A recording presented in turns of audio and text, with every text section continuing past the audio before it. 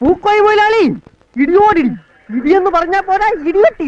15ാം കേരള നിയമസഭയുടെ 12ാം സമ്മേളനത്തിന്റെ ആദ്യ ദിനം സംഘർഷത്തിന്റേതായിരുന്നു. എന്തായിരുന്നു വിഷയം?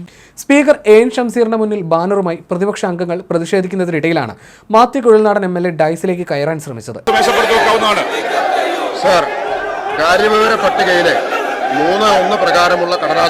തുടർന്ന് കൂടുതൽ പ്രതിപക്ഷ MLA-മാർ എത്തിയതോടെ ബലം പ്രയോഗിച്ച് വാച്ച് ആൻഡ് വാർഡ് തടയുന്ന സ്ഥിതിയുണ്ടായി. റിപ്പോർട്ട് സമർപ്പണം ബഹുമാനപ്പെട്ട മുഖ്യമന്ത്രിക്ക് കാര്യോപദേശക സമിതിയുടെ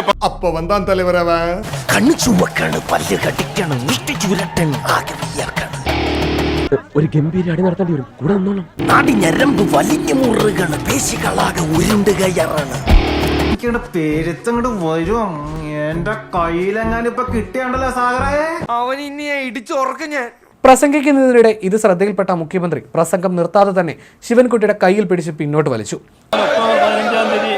ചൊവ്വാഴ്ച പരിഗണനക്കെടുക്കാൻ ശുപാർശ ചെയ്തത് 2020. നിന്നോടുള്ള പ്രശ്നം ഉണ്ടാക്കരുത് പറഞ്ഞു. മുഖ്യമന്ത്രി നൽകിയ സൂചന മനസ്സിലാക്കിയ ശിവൻകുട്ടി തിരികെ സീറ്റിലേക്ക് മടങ്ങുകയായിരുന്നു. തൽക്കാലം വിട്ടിരിക്കുന്നു. എന്റെ പഴയ സ്വഭാവമായിരുന്നെങ്കിൽ അവൻ വിവരം അറിഞ്ഞേനെ. ആളെ വേണ്ടത്ര പരിചയമില്ലാന്ന് തോന്നുന്നു. പഴയ പുലിയാണ്.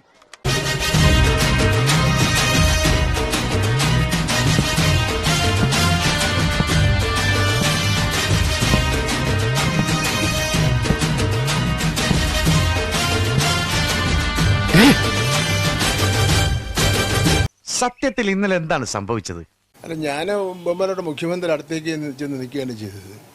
നമുക്കറിയാലോ, തൊട്ടപ്പുറത്ത് നിന്ന് പിന്നെ അവർ വിളിച്ചു പറയുന്ന വാക്കുകൾ ഒട്ടും ജനാധിപത്യപരവും പാർലമെന്ററി ജനാധിപത്യത്തിന് യോജിച്ച വാക്കുകളില്ല. അതെനിക്കിഷ്ടമില്ല. പ്രതിപക്ഷത്തിന് പ്രതിഷേധിക്കാനുള്ള അവകാശമുണ്ട്. അതിരുകെട്ട് പ്രതിഷേധിച്ചാൽ അതിനെ പ്രതിരോധിക്കാനുള്ള പിന്നെ അവകാശവും ഭരണപക്ഷത്തിനുണ്ട്. ശ്യാമളൻ സാറിന് നല്ല ഉഷാറിലാണല്ലോ. അപ്പൊ ശരി, പിന്നെ കാണാം. ബൈ.